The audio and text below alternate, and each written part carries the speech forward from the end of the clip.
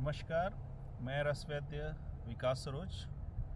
आज हम बात करने वाले हैं स्वर्ण प्राशन के बारे में और पुष्य नक्षत्रों के बारे में।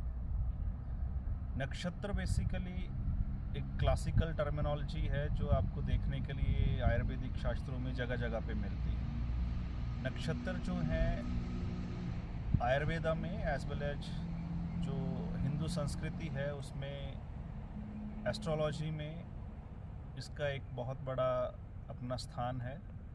जो भी चीज़ें हम करते हैं स्पेशली ऑस्पिशियस जिसको अच्छा माना जाता है वो एक पर्टिकुलर डे पे किया जाता है और उसके पीछे ये लॉजिक रहता है कि वो जो समय होगा वो अच्छा होएगा। इसकी वजह से जो टाइम है जिस टाइम को चूज़ किया जाता है वो नक्षत्रों की कैटेगरी में कंसीडराइज किया जाता है। अगर हम नक्षत्रों की बात करें तो 27 टाइप्स ऑफ नक्षत्र जो हैं वो संहिताओं में या फिर हमारा जो आयुर्वेदिक लिटरेचर है उसमें जगह जगह पे बताए हुए हैं। अब नक्षत्रों के बारे में एक और इंटरेस्टिंग बात ये है कि कुछ जो नक्षत्र हैं वो मेल डोमिनेंट होते हैं और कुछ फीमेल डोमिनेंट होते हैं। तो ऐसे पुरुष और स्त्री नक्षत्र दो तरह से इसको डिवाइड किया गया है। पुरुष नक्षत्र जो है वो 14 टाइप्स के बताए हुए हैं और 13 टाइप्स के स्त्री नक्षत्र या फीमेल डोमिनेंट नक्षत्र जो हैं वो बताए हुए हैं। नक्षत्रों का हमारी लाइफ में बहुत ही रेलिवेंस है और स्पेशली जब हम बात करते हैं आयुर्वेदा की या फिर पुष्य नक्षत्र के बारे में, तो जो पुष्य नक्षत्र है वो एक मेल डोमिनेंट नक्षत्र है और इसका नाम जो है वो सिग्निफाई करता है पुष्य। पुष्य का मतलब हुआ जो आपका पोषण करता है या फिर जो आपको नरिश करता है। तो ये कहना बिल्कुल गलत नहीं होगा कि जो नरिश करता है आपको वो पुष्य है और पुष्य नक्षत्र जो है उसी दिन जो है स्वर्ण प्राशन दिया जाता है, क्योंकि स्वर्ण प्राशन की जो एक्टिविटी है वो आपको पोषण करने जैसी ही बताई गई। स्वर्ण प्राशन एक बहुत ही यूनिक प्रैक्टिस है जो हज़ारों साल पहले आयुर्वेद चिकित्सा पद्धति में यूज़ की जाती थी। ये उस टाइम की साइंस है जब इम्यूनाइजेशन शेड्यूल जो था वो नहीं यूज़ किया जाता था या तब वो चीज़ें नहीं अवेलेबल थी।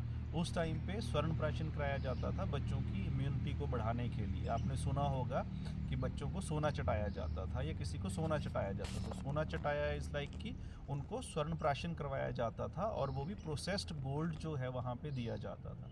प्रोसेस्ड गोल्ड से हमारे को यहाँ समझना चाहिए स्वर्ण अलग अलग कैटेगरीज़ में या अलग अलग फॉर्म में अवेलेबल होता है। तो ये भस्म के फॉर्म में अवेलेबल हो सकता है। आपने नॉर्मली गोल्ड के ऑर्नामेंट्स देखे होंगे, उसके बाद गोल्ड की ब्रिक देखी होएगी, फिर गोल्ड के जो पत्र हैं स्वर्ण पत्र बेसिकली बनाए जाते हैं। तो अलग अलग फॉर्म में जो है गोल्ड पाउडर फॉर्म में इनफैक्ट अवेलेबल होता है। तो यहाँ पे काश्यप संहिता में जो स्वर्ण यूज़ करने के लिए बोला हुआ है वो प्रोसेस्ड गोल्ड यूज़ करने के लिए बोला हुआ है। ये जो प्रोसेस्ड गोल्ड यूज़ होता है ये अकेला गोल्ड या स्वर्ण भस्म यूज़ की जा सकती है या फिर इसके साथ कुछ कम्बिनेशन ऑफ हर्ब्स हैं उनके साथ भी इनको दिया जा सकता है।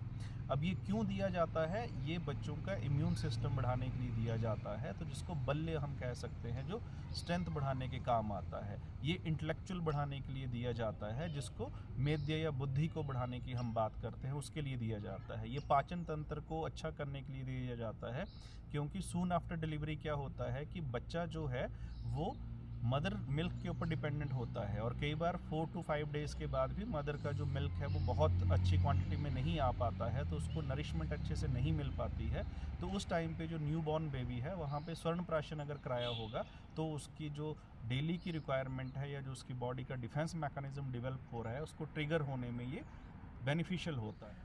अब ये कितने दिन तक देना चाहिए उसके लिए कुछ अलग अलग स्कूल ऑफ थॉट्स हैं। कुछ आचार्यों का मानना है या फिर कुछ प्रैक्टिशनर का मानना है जहाँ पे एवरी पुष्य नक्षत्र ये स्वर्ण प्राशन संस्कार करवाया जाता है, और कुछ आचार्यों का मानना है या फिर प्रैक्टिशनर का मानना है कि आप इसको एक बार स्टार्ट करिए और उसके बाद आप 1 महीना या 6 महीने तक इसको स्टार्ट कर सकते हैं, इसको दिया जा सकता है।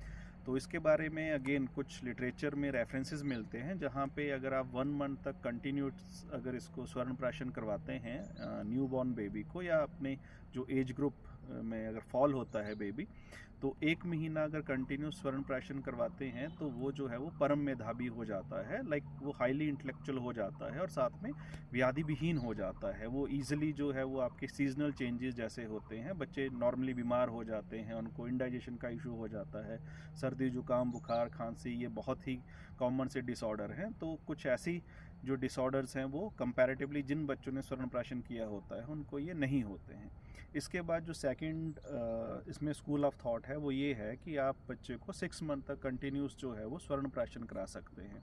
उस कॉन्टेक्स्ट में बोला हुआ है कि जो बच्चा है वो श्रुत धारा हो जाता है, कि वो सुनने से ही उसको चीज़ें याद होने लगती हैं। तो बेसिकली ये सारे का सारा कॉन्टेक्स्ट गोल्ड के पार्टिकल्स जो हम यूज़ करते हैं, तो these are nano particles basically. स्वर्ण जो है वो itself is a noble metal, और स्वर्ण ओज की वृद्धि करता है, हाईली इंटेलेक्चुअल होता है, आपको बीमारियों से लड़ने की शक्ति देता है, वो वर्ण होता है बेसिकली। उसके बाद दूसरा कॉन्टेक्स्ट इसमें आता है जिसमें उसको वृक्ष बोला हुआ है। तो ये आपकी जो फर्टाइल लाइफ है उसको अच्छा रखता है, आपकी बॉडी का इम्यून सिस्टम अच्छा रखता है।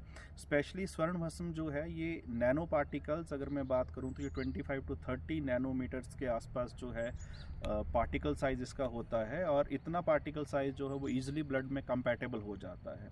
तो जब भी आप स्वर्ण प्राशन ले रहे हैं या अगर आपको कोई दे रहा है तो आप ये ज़रूर जानने की कोशिश करिएगा कि जो स्वर्ण प्राशन बनाया हुआ है वो नैनो पार्टिकल्स उसमें हैं भी हैं या नहीं हैं, क्योंकि जितना उसका माइन्यूट पार्टिकल होगा उतना वो बॉडी के अंदर ट्रैवल कर सकेगा और बॉडी को इम्यून करेगा। तो बेसिकली ये ह्यूमोरल इम्यूनिटी को जो है वो ट्रिगर करता है, जिससे हमारे IgG लेवल जो हैं वो इंक्रीज़ होते हैं। तो ऑटोमेटिकली मेरा जो इम्यून सिस्टम है वो कुछ पर्टिकुलर डिजीज़ के अगेंस्ट जो है वो कभी भी बीमार नहीं होता है। तो इसलिए स्वर्ण प्राशन का जो इम्पोर्टेंस है वो संहिताओं में बताया हुआ है।